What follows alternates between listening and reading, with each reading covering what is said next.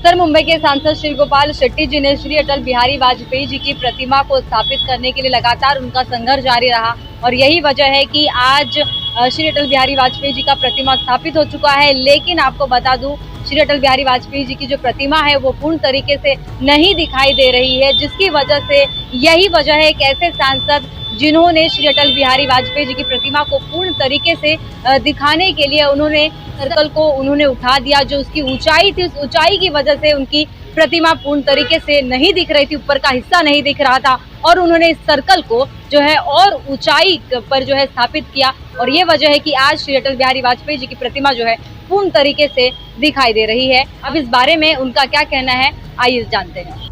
ऐसा है कि जो प्लानिंग के हिसाब से ये जो सर्कल जो है ये लग गया था और अटल जी की पुतला प्रतिमा का परमिशन देरी से मिल गया और उसका जो कारीगर ने काम किया वो थोड़ा ऊंचा हो गया, तो अटल जी की जो हाथ दिखाते उंगली वो वहाँ के रोड से दिखाई नहीं देता था, यहाँ से दिखाई देता था।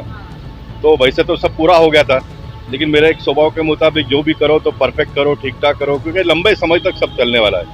कल किसी ने ये नहीं कहना चाह रहा इतना अच्छा बनाया लेकिन अटल जी का हाथ दूर से दिखता नहीं है, तो इसको हमने 1 मीटर ऊंचा उठा दिया।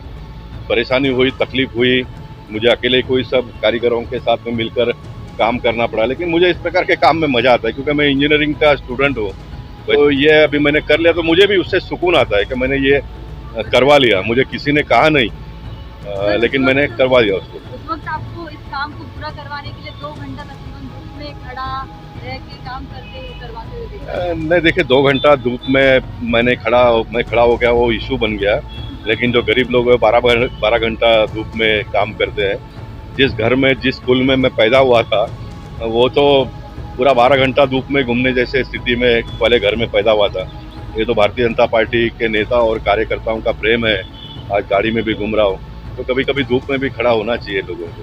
तो अब कैसा लग रहा है फाइनली इतना संघर्ष आपका, इतने दिनों का संघर्ष रहा, पुतला को बिठाने के लिए कितने शासन प्रशासन बीच में रुकावटें बन रही थी, अब आप यहाँ पे इनके पुतले को आप स्थापित देख रहे हैं? देखिए, बहुत अच्छा मुद्दा आपने उठाया, शायद आपके दिमाग में भी नहीं होगा। इन दिनों में हमारे महाराष्ट्र के उप मुख्यमंत्री देवेंद्र फडणवीस और हमारे नार्वेकर जी जो है वो मॉस्को गए हैं। मॉस्को में अन्नाभाऊ साठे का प्रतिमा का उद्घाटन वहां पर करने वाले हो।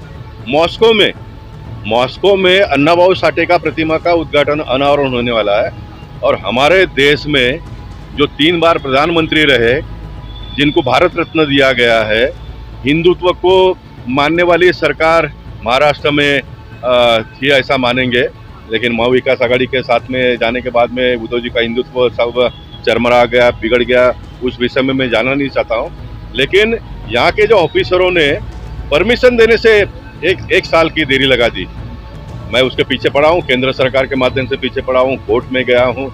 मैं ये जानना चाहता हूँ, अभी मैं इसको इशू बनाऊंगा। कल मैंने पेपर पढ़ा तो मैं एकदम वापस जाग गया कि मॉस्को में अन्नाभाऊ साठे का पुतले का परमिशन वो वहाँ के सरकार ने दिया और यहाँ के ऑफिसरों ने, नितिन करीर, आशीष कुमार सिंह और मनु कुमार श्रीवास्तव चीफ सेक्रेटरी, ये तीनों इसके जिम्मेदार लोग हैं।